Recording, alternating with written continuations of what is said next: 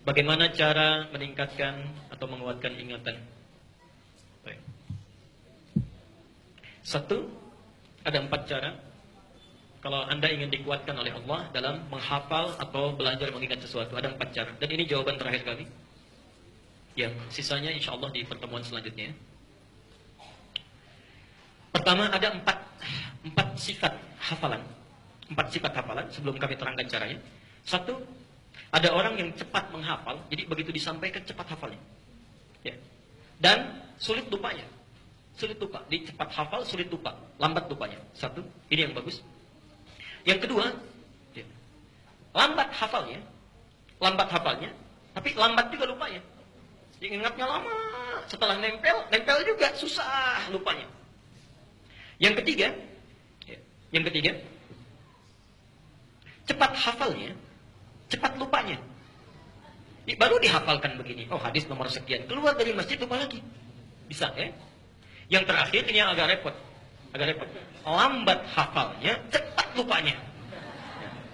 Jadi tulis-tulis dia, begitu dihafalkan, langsung lupa. Ini yang berbahaya. Ya. Anda pilih mana di antara yang 4 ini? Nah, cepat hafal, lambat. Kalau bisa, cepat hafal, tidak lupa-lupa. Ya. Ada orang-orang tertentu yang Masya Allah, hafalnya cepat. Bukan mau ingat, mau lupa, susah. Bukan mau ingat, mau lupa, susah. Ada yang begitu tuh. Di antaranya Imam Sulaiman, dikenal dengan Abu Daud. Kemarin saya ceritakan ya, yang lahir tahun 202 Hijriah. Abu Daud As-Sijistani. Itu ulama yang sangat luar biasa. Ketika menghafal, cepat mau lupa, susah. Ya. Al-Bukhari, Abu Hurairah, dan sejenisnya. Baik. Nah, kalau Anda ingin menemukan tipikal yang demikian, di antara tata caranya, Anda bisa buka di kitab At-Tibyan, karang Imam An-Nawawi. Saya rangkum cepat saja. Satu, meluruskan niat. Meluruskan niat saat mau belajar.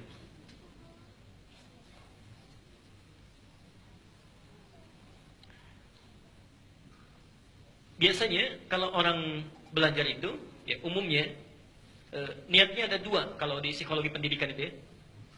Ada instruktif, ada ekstrinsiktif. Ya.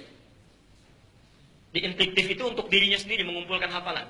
Jadi belajar misalnya, ya, intrinsik, jadi mendapatkan sesuatu untuk mengumpulkan pengetahuan, untuk kumpul aja, untuk kumpul di psikologi pendidikan modern yang saat ini. Jadi ada orang yang saat menghafal cuma pengen tahu, jadi pengen berilmu saja. Ya. Ada ekstrinsik. Ekstrinsik itu mengumpulkan ilmu untuk tujuan yang lain. Kalau bahasa anak sekolah sekarang, menuntut ilmu untuk dapat kerjaan, menuntut ilmu untuk dapat ijazah. Jadi ilmu itu cuma jembatan saja, yang penting kerjaan dicapai. Yang seperti ini yang agak bahaya ini, karena saat kerja ilmunya lupa. Ya. Nah, Islam tidak keduanya. Islam tidak pada keduanya. Karena Islam ini memadukan keduanya dengan niat namanya, dengan niat. Kalau Anda belajar hanya sekedar ingin mendapatkan pengetahuan yang melekat pada diri sendiri, diri pribadi sifatnya. Pelan-pelan. Karena sifatnya manusiawi, diri pribadi, ya, setiap manusia pasti punya keterbatasan, terbatas. Kalau batasnya ini sudah hilang, maka ilmu tidak mudah untuk diserap. Misal, semakin sepuh, kan daya ingat semakin berkurang ya. Berarti setiap pribadi pun punya keterbatasan. Tapi kalau Anda inginkan untuk kepentingan yang lain, dunia bisa yang lain, dunia. Maka saat dunia dicapai, ilmu pun bisa berkurang. Kalau Anda ingin mendapatkan ilmu yang terus menempel, melekat di dalam jiwa, tidak hilang, maka titipkan, mintakan, niatkan untuk yang tidak pernah punya batasan. Siapa? Allah. Maka kalau Anda ingin belajar, menghafal, melakukan sesuatu, lakukan karena Allah. Itulah sebabnya ketika Nabi Muhammad SAW diperintahkan untuk belajar, wahyu yang pertama turun apa? Jangan sampai situ, sempurnakan. Karena ketika wahyunya turun dengan menggunakan Iqra, nabinya tetap nggak bisa baca. Perhatikan, lihat sejarahnya. Ya. Sekira Ustaz Khalid sudah mengajarkan barangkali. Ya, ketika malaikat turun dalam sirah An-Nabawiyah, ya, lalu mengatakan Iqra di Gua Hira, Nabi menjawab apa? Ma ana biqari, saya nggak bisa baca. Saya nggak bisa baca. Turun lagi sampaikan Iqra, baca. Kata beliau, saya nggak bisa baca. Sampai 3 kali. Ketika yang ketiga dipeluk oleh Jibril yang menyamar jadi laki-laki itu, dipeluk, dipegang erat, disempurnakan kalimatnya. Lihat kalimatnya. Iqra bismi rabbikal ladzi khalaq. Pelajar muslim harusnya begini. Ini baca di atas. Bismillahirrahmanirrahim. Lihat kalimatnya ya. Lihat kalimat bismi. Wahyu turun, iqra. Tidak sampai sini. Bismi rabbikal ladzi khalaq.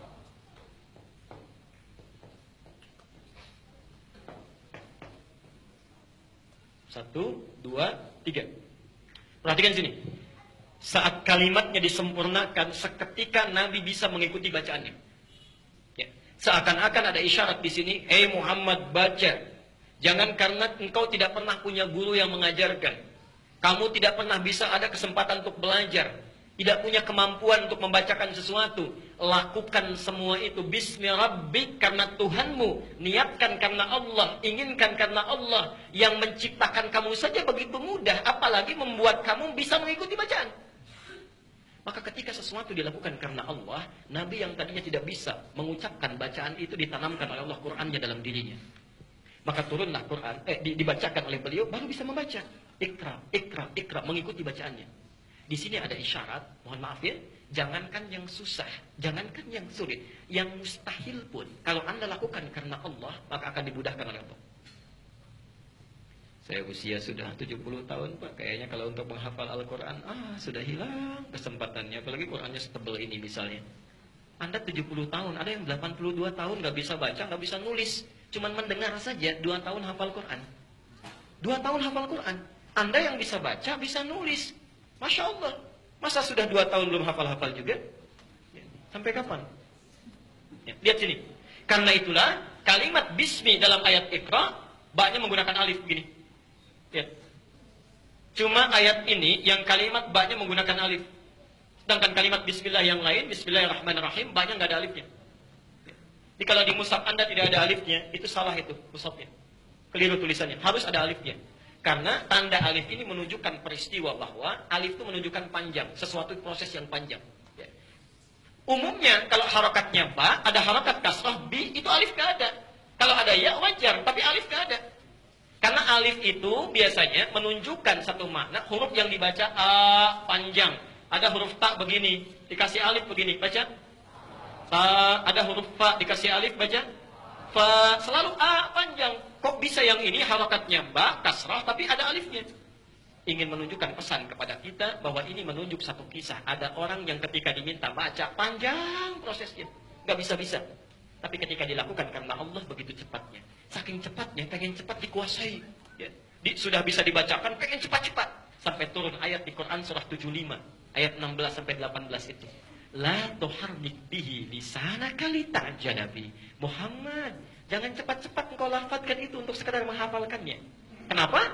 Inna jama'nahu wa qur'anah. Karena kami sudah tanamkan itu dalam jiwamu. Orang-orang yang mengingat, menghafal karena Allah, dia tidak akan capek mengingatnya. Allah yang akan tanamkan apa yang diingatnya dalam jiwanya. Jelas sampai sini? Jadi coba cek, barangkali anak-anak agak terlambat menghafal, mengingat dalam pelajaran di sekolahnya, karena mungkin tidak diarahkan meniatkan pelajarannya karena Allah. Ya. Termasuk Anda yang datang ke sini mau taklim, mungkin agak sulit mengingat sesuatu. Coba cek niatnya, sudah benar belum karena Allah?